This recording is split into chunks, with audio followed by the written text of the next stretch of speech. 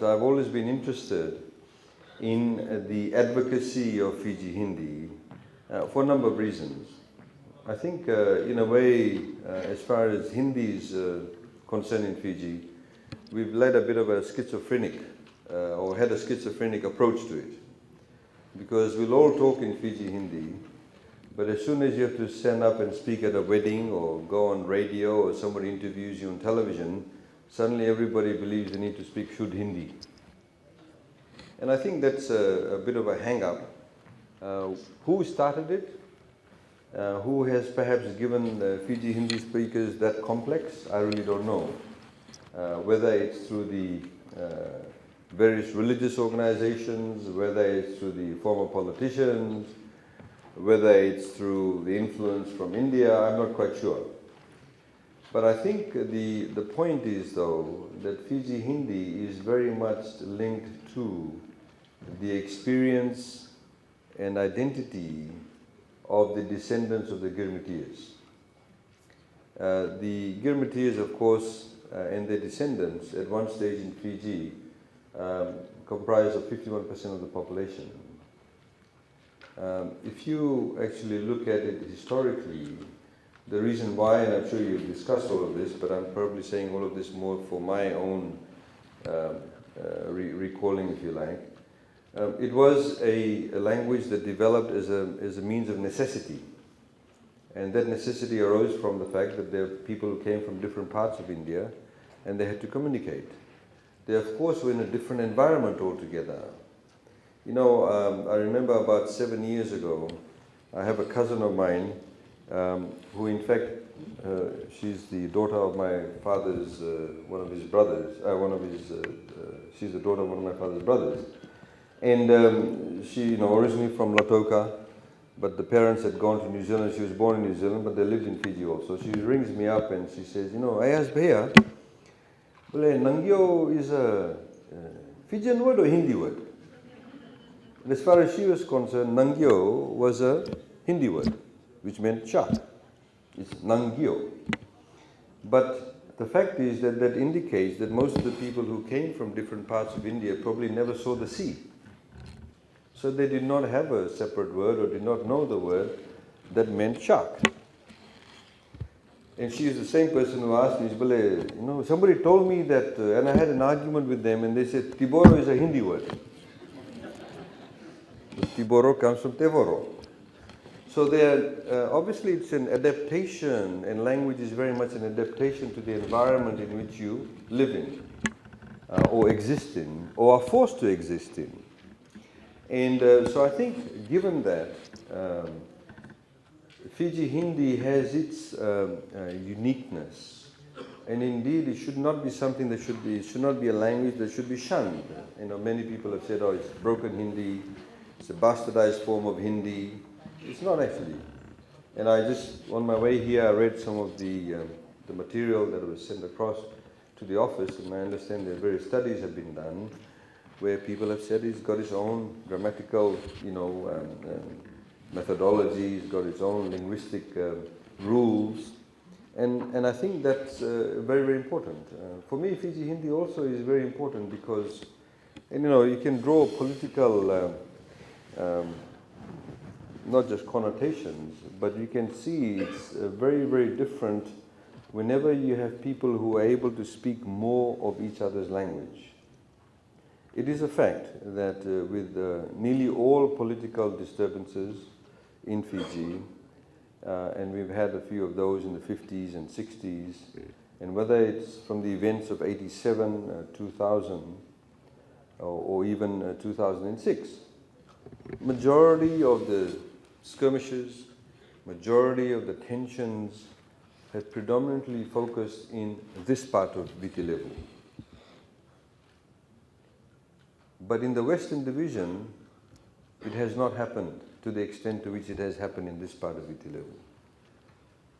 My theory is, I could be wrong, that if you look at the people in the Western Division, they speak more of each other's languages. You can be walking down the street in Ba, and if you don't look at the person, you swear that he's an Indo-Fijian cane farmer speaking in Fiji Hindi. but it's probably somebody from Nalanga Koro. In the same way, you can go up to Singatoka Valley and somebody speaking fluently in the Nandro dialect, and they're a cane farmer, Indo-Fijian cane farmer. So I think languages has the ability of course, inclusion. It brings people together, you're able to share the jokes, you're able to relate to each other, and of course it dispels any misgivings you may have or dispels any perception-related issues. I mean, we've had various commentators, some of them perhaps not be given the same kind of accolade that they probably deserve, where they talk about perception being the reality. But I think language helps us to break that nexus between the so-called relationship between perception and reality. Indeed, I mean, many of you here are students. You obviously will be very much part and parcel, you already are, but very much part and parcel of the public life in Fiji. And I think it is imperative for people to be able to break down the so-called theory that perception will always be reality. And I think language is one area that can actually help break that down. Ladies and gentlemen, I also, would highlight again that language is very much part and parcel of creating that uniqueness. You know, there was a lecture here, and I was saying earlier on to Mohit and the professor who is here, that no, I think it was at USP around about 2004, 2005, where a board member of the Fiji Women's Rights Movement gave a lecture talking about so-called ethnic tensions in Fiji. And she said, well, you know, at the end of the day, there's 1.3 billion of us and only 400,000 of them. And apart from the fact it was a grossly negligent statement to make, but it also demonstrates the lack of understanding of identity and the formation of identity. And I think language has very much to do with that. In the same way, for example, well, in that same context, if you are able to say to an Indo-Fijian who speaks Hindi, and you plonk them in the middle of Mumbai or in the middle of Chennai and say that, do you feel at home communicating with people, they will tell you they don't. In the same way, if you plonk somebody from those cities in the middle of a cane field in Drasa or Lovu or Bar somewhere, they will not feel at home.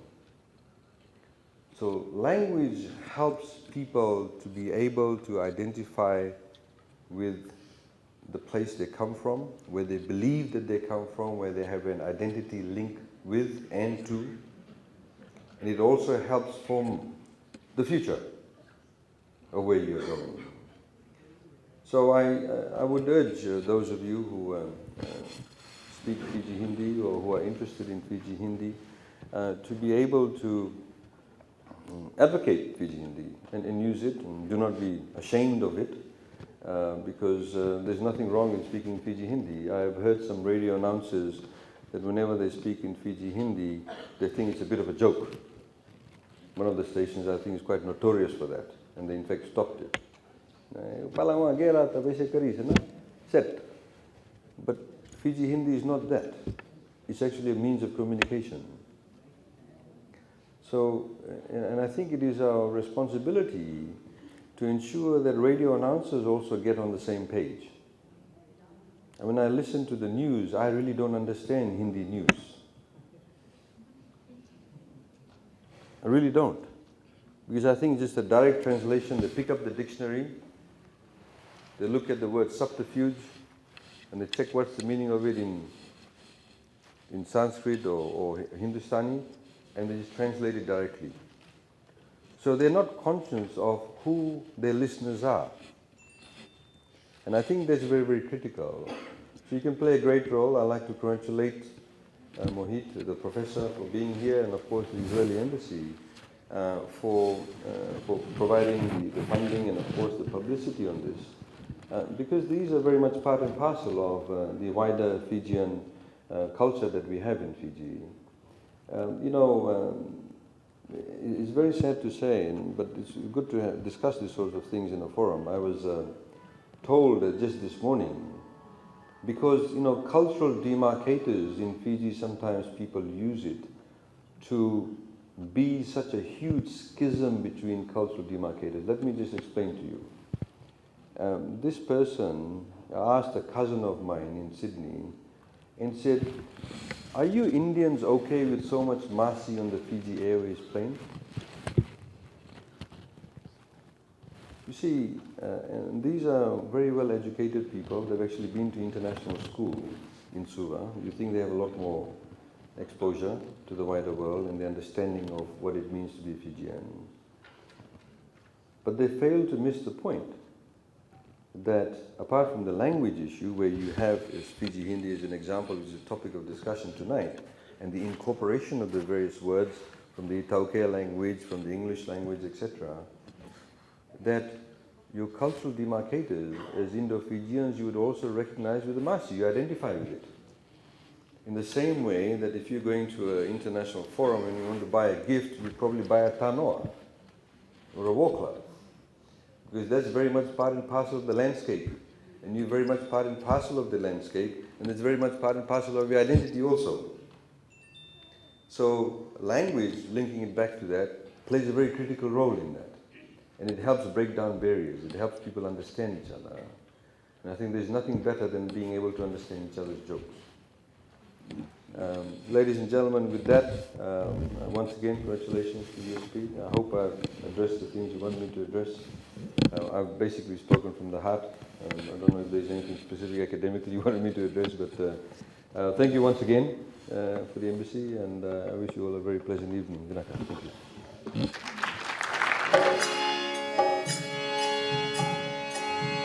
अब साधु शांति को बंदगी सुनो जोगिया रे के रामन को परिणाम जोगिया